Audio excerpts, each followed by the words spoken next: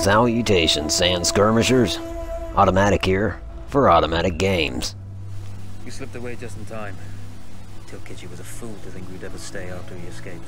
The carnival won't stop hunting us. No, it won't. Let me think. Train's coming a long way, so it'll have to stop to take on water. That's where we strike. Agreed. I'll deal with any sentries, then rig explosives on the track. Yes, and I'll rally our fighters. When I blow the lines, the train will be trapped. So when you hear the blast, you need to attack them with everything you have. It's good. But you know that there's a chance the men may not come. You may set off those explosives and find you're out there all alone. You know that. I guess I won't know either way until I set it off.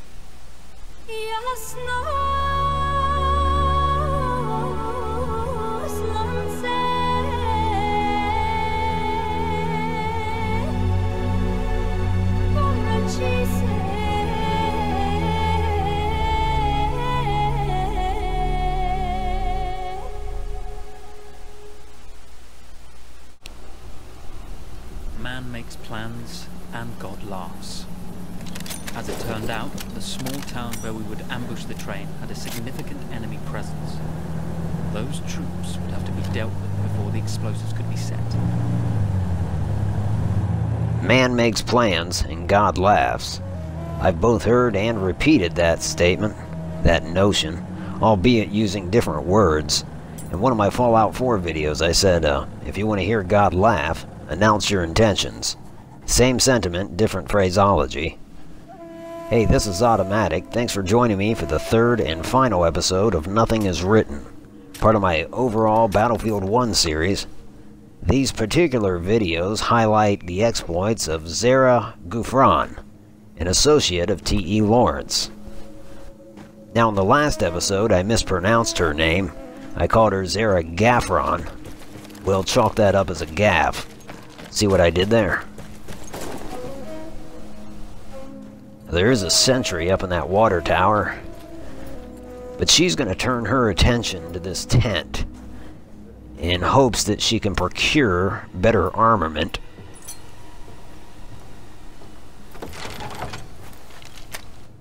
And Eureka. Certainly my preferred weapon. Silenced sniper rifle, along with some dynamite, and that might be all we need to accomplish our desired goals. Now we can focus on this sentry.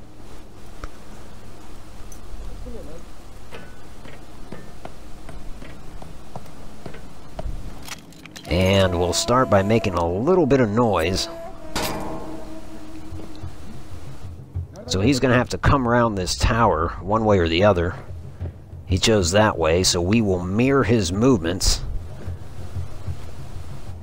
And the idea is, hopefully, we will stealthily approach from behind and at least eliminate this Overwatch, and that went about as well as one could expect.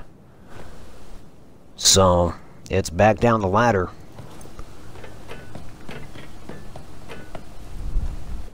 And now Zara will move into the village. Of course, once we use that dynamite, we're going loud. So we'll avoid that and first focus on the troops that accompany this armored column. All of which need to be eliminated, the armored vehicles and the troops.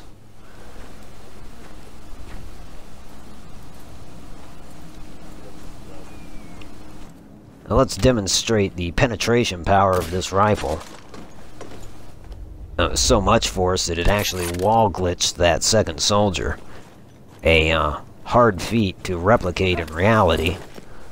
We've caught the attention of another sentry, as indicated by that flashing diamond.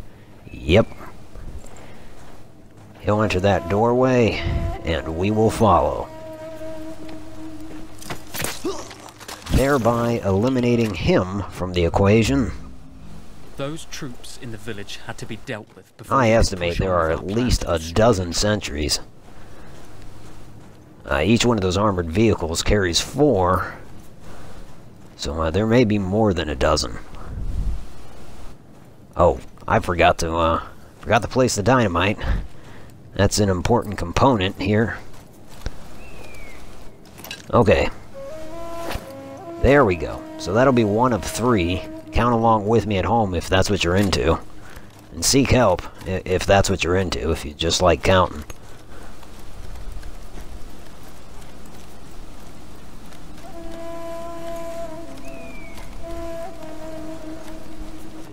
Couple more soldiers. He sees me. He sees his friend. And slow reaction time buys you a similar fate, sir. I mean, he was just looking at his buddy there. I'm being presumptuous. I don't know that they were buddies. He could have hated that guy. Could have turned around like, finally. Alright, there's our second armored vehicle. Throw some dynamite. Hopefully that sentry approaching from the right doesn't see it. And he saw something. He is investigating.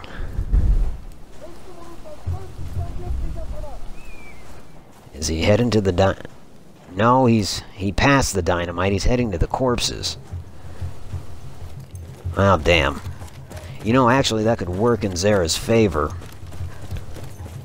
These troops like to crowd around the armored vehicles, but once they're aware that there's dead bodies in the vicinity, they'll start moving about. There's a perfect example before us. Although that mixes things up a bit, it may mean, and I hope I'm right, yeah, that this last vehicle, yep, that the soldiers aren't just camping around it. They're milling about. And so there's our third dynamite. All that's left for it is to detonate that sucker and go loud.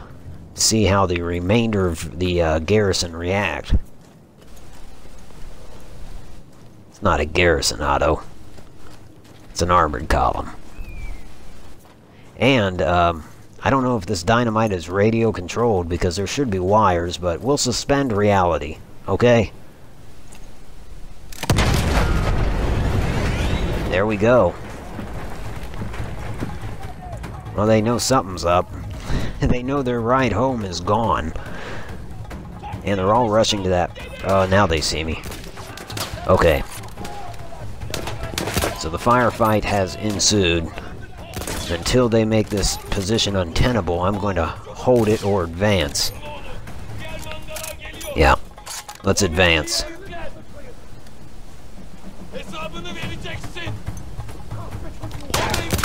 Oh boy.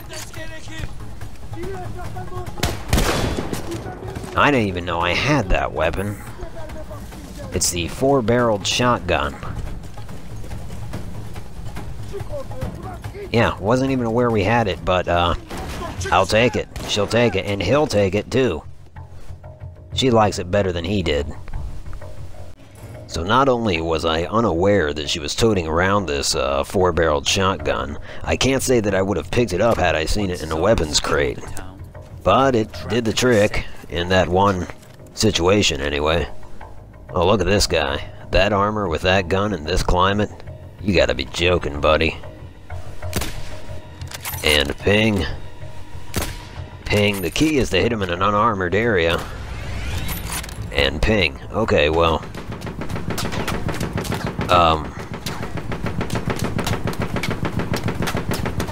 Let's try a grenade. That tends to silence these types.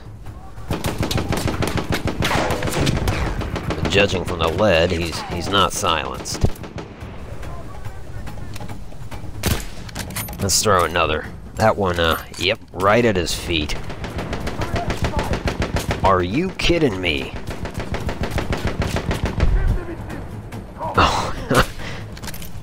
Here's another. That's all I got, man. Oh, you gotta be joking. Alright. Let's see if this little, shotgun can perform miracles. Miracle performed. Once Zara secured the town, miracle performed.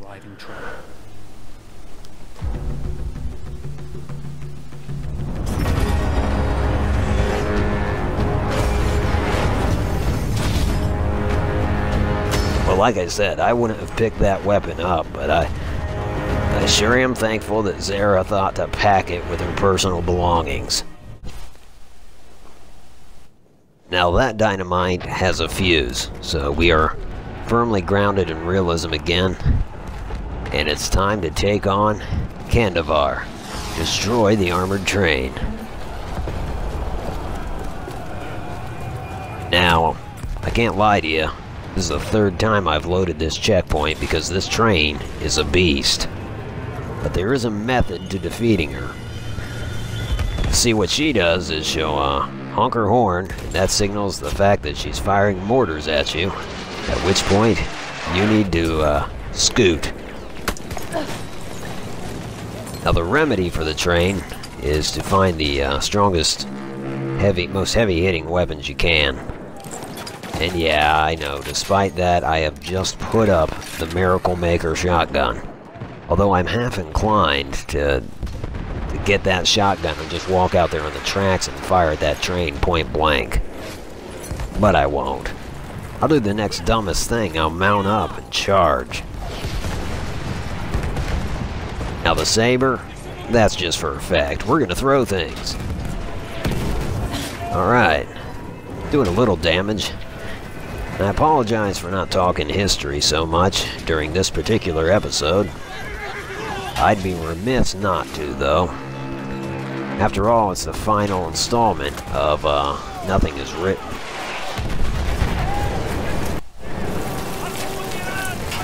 So let's discuss post-war some of the people that we mentioned in this series. T.E. Lawrence, I don't think he lived long after the war. You'd have to look it up, but he died in a motorcycle accident, and he died young. He was in his 40s. In my book, that's fairly young. However, his legacy continues, of course, mainly because of his book, 7 Pillars of Wisdom. Oh. Next, of course, I mentioned Jamal Pasha, General Pasha. But, as I already told you in the last episode, he was, after the war, he was assassinated, killed by a band of Armenians, which was altogether fitting, and a much-deserved fate for General Pasha. We also discussed Prince Faisal. I told you that he became the first king of Iraq. In fact, before that, he served briefly as king of Syria until the Franco-Syrian War, where he was ousted. Oh, I should have only thrown one of those. Damn it. They're on a timer anyways. That was the dumbest weapon to throw. Oh well. But Prince Faisal, later King Faisal, son of Hussein, and Hussein was more or less the figurehead of the Arab revolt during World War I. Ultimately, Hussein would get into a spat with the Saudis and ended up exiled. Anyhow, Prince Faisal, once he was king of Iraq, he died in office. However, he was out of country when he died, and more or less he just dropped dead. Oh man, the walls are coming down around me. They said it was a heart attack, but it was a very mysterious death. And some allege that arsenic poisoning was the true culprit. History doesn't really say, and we'll never know. Finally, there's Kress von Kressenstein, and I didn't know much about this. I didn't really know anything about this guy until very recently. That's, yeah, there we go, throwing some dynamite. Oh, I should have only thrown 3. You can only have 3 on the ground, apparently. I threw 5. I'll tell you what, this horse has just sat here. This horse is Comanche from the Little Bighorn. That's who that is. Oh, anyway, we'll try to inflict a little more damage, get this train to move back over the dynamite. Anyhow, Kress von Kressenstein, he fared better than Pasha. Certainly lived a lot longer, and militarily he had more successes in the Sinai Peninsula.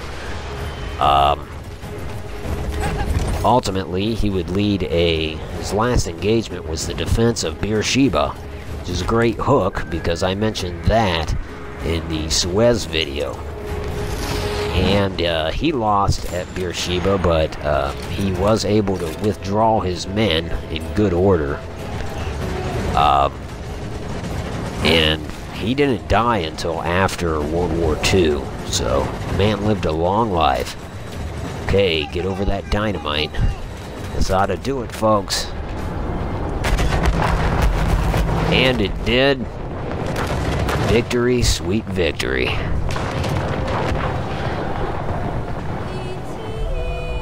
Cue the Bear McCreary style music.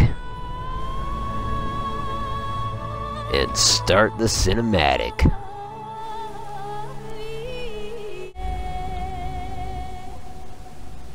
Vengeance can be a sweet or bitter brew. How did you find it, Lara?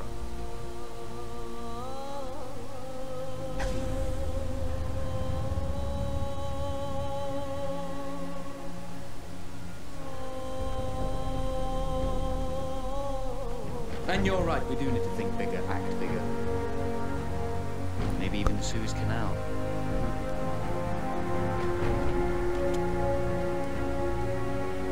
Tell me, what do you know about battleships?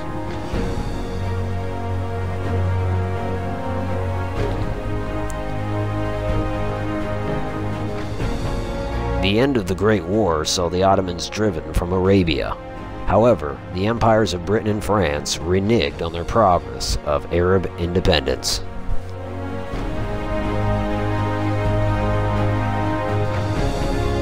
T.E. Lawrence remains a figure of controversy. The war for oil continues to this day.